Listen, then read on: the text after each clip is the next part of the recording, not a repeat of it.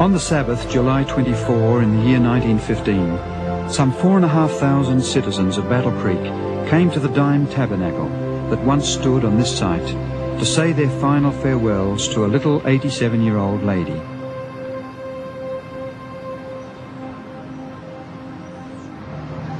Just what was it that made Ellen White so special? This is the biographical information blank that she completed in March 1909. She was 81 years of age at the time and describes herself as being 5 foot 2 inches or 158 centimetres tall, 140 pounds or 63.5 kilograms in weight, with a rather dark complexion, grey hair and grey eyes. She records her birthplace as Gorham, Maine, on November the 26th, 1827, and the date of her conversion as probably in March 1840.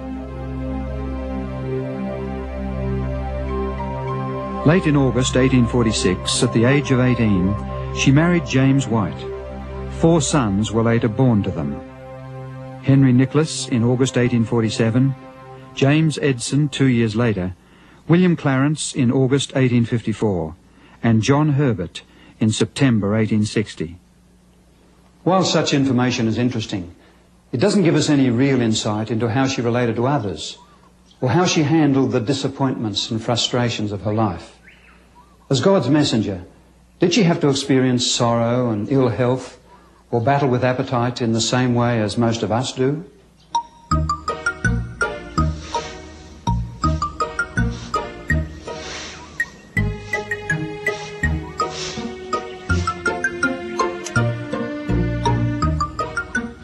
In the same way, this record fails to tell us of her love for animals and flowers, especially pansies, or how much she enjoyed attending auction sales and eating tomatoes.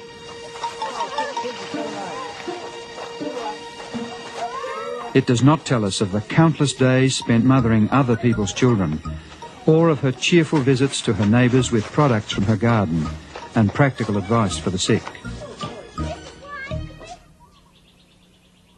In fact, such information tells us very little at all about Ellen White as a wife and mother. If you had lived in Topsom, Battle Creek, St Helena or here in Coorambong, and known her as a neighbour or friend, how would she have impressed you? Topsom in the state of Maine, USA, is a town some 40 minutes' drive to the northeast of Gorham, where Ellen White was born.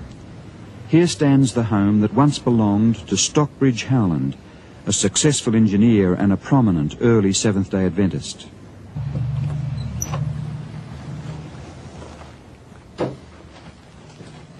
In October 1847, the Howlands offered a part of their home on the middle floor to the young James and Ellen White and their 2-month-old son, Henry.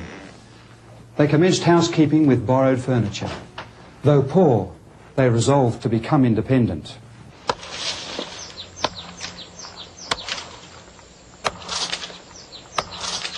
James White worked hauling stone on the railroad and chopped cordwood in the forest, for which he was paid the handsome sum of 50 cents a day. In spite of their poverty and hardship, the young mother was able to write, "Sufferings and trials bring us near to Jesus." In vision, she was shown that God had been trying them for their good and preparing them to work for others by preventing them from settling down at ease. Convicted that they must work for the salvation of others, and knowing the rigours of travel in the 1840s, the Whites were forced into a difficult decision. Ellen wrote, "Alone before the Lord with most painful feelings and many tears, I made the sacrifice and gave up my only child for another to have a mother's care and feelings." They left young Henry in the loving care of the Howlands. Frequent visits helped to maintain the bond between the parents and their firstborn son.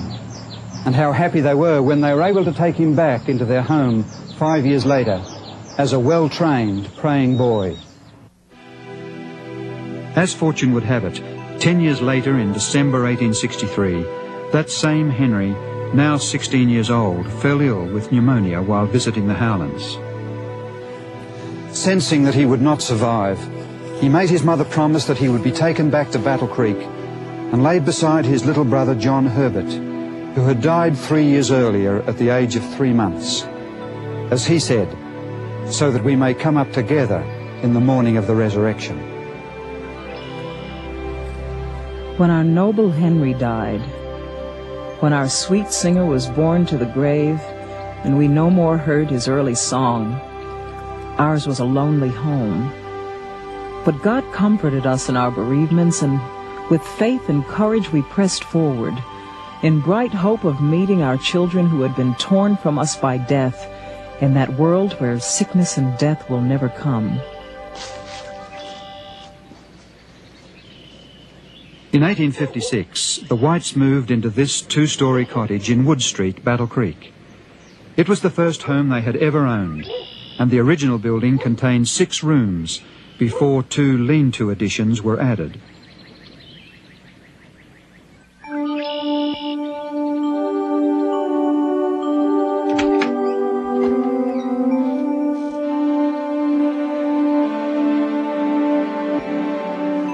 The front room on the ground floor served as a parlour and sitting room. Today a museum, it served then as the room where the family assembled for morning and evening worship.